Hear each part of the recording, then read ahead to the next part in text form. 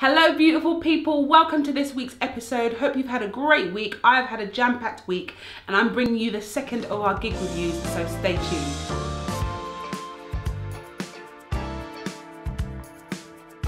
So guys, this week's review is kind of an interesting one because when I went to Australia earlier in the year with Max Jury, I met a whole load of different musicians and artists. I was privileged enough to actually get to talk to people that I hadn't actually met before as well. So it was really interesting hearing artists and musicians that I'd never even heard of before.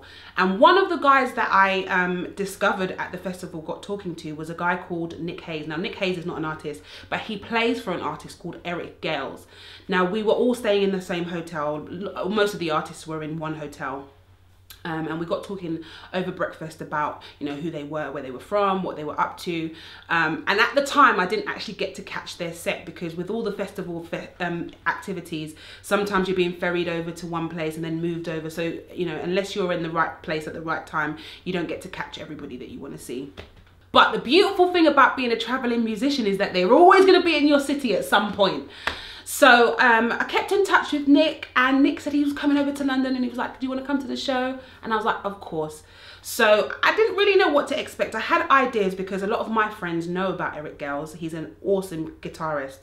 But because I'd never heard of him, I wasn't familiar with his music. So I was going to the gig with no expectations and no previous understanding of his material. So when he came over, it was at Sutton Football Club, and I'll be honest with you, when I stepped into the venue, I was like, what is this? It was an old looking kind of room, and I was pretty surprised because it doesn't look like a venue for that kind of music. It's normally one of those places where the players go afterwards for a drink and to socialize with the other players and just to wind down before they go home. So firstly, the venue was very weird and very kind of unassuming. And they started playing and he was absolutely incredible. His band, from they hit the first note, I already knew, I was like, I'm in for a real treat here. I think they're all from different places, but I think they're based in LA. So the band started, and obviously I knew from the intro that this gig was going to be insane. Another thing that I really was quite surprised about was the audience. I don't know what I was expecting. I guess I wasn't expecting anything, but I wasn't expecting to see older. They looked like rockers, if I'm honest. Definitely not anybody who looks like me in the crowd. So me and my friend stood out like a sore thumb. So everybody was super captivated from the time they started. It was a 5-piece band. Well, 4-piece band if you don't include Eric, and they were all incredible musicians in their own right. You could tell that from the way that they played together. And then he came on, he had a grand introduction, and they played the first song, and then in the middle of the song they cut the song. I think it looked like a staged cut, but it was very organic. It didn't feel forced. He began to share his story about the fact that he grew up in a musical family and that he was taught by his brothers how to play. And I think that's significant because he plays his guitar upside down and left-handed, which is not normal. Most people play it right-handed and the right way up. So he was sharing about, you know, his experiences growing up in a musical family, and he also shared how he had got involved with the wrong crowd and he ended up on drugs and living in a kind of lifestyle that was not very good for him.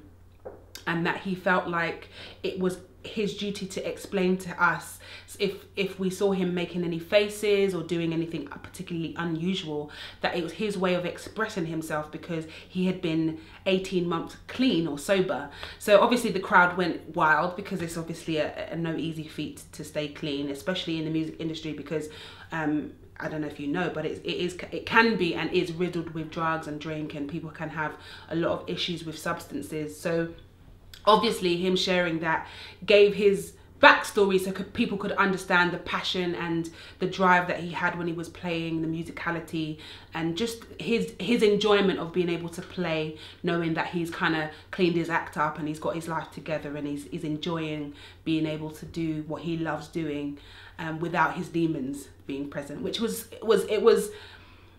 it definitely changed the whole tone of the gig, because it seemed like it made him a lot more open and free to just do what he wanted to do, so that people, knowing that people understood his story.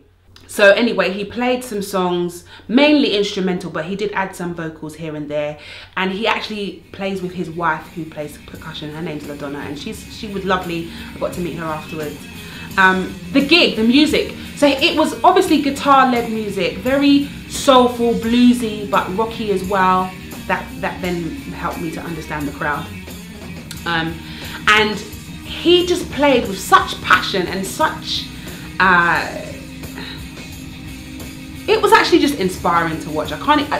There's no words that I can use to describe it. It's one of those things that when you're there, you're captivated by the audience, the ambience, the environment, because everybody's super, super attentive. They're also enjoying themselves, but also watching to see what's going on stage.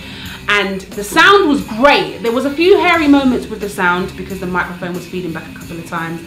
Sometimes the levels of the guitar was a little bit loud, but that may be because I was standing very close to a speaker.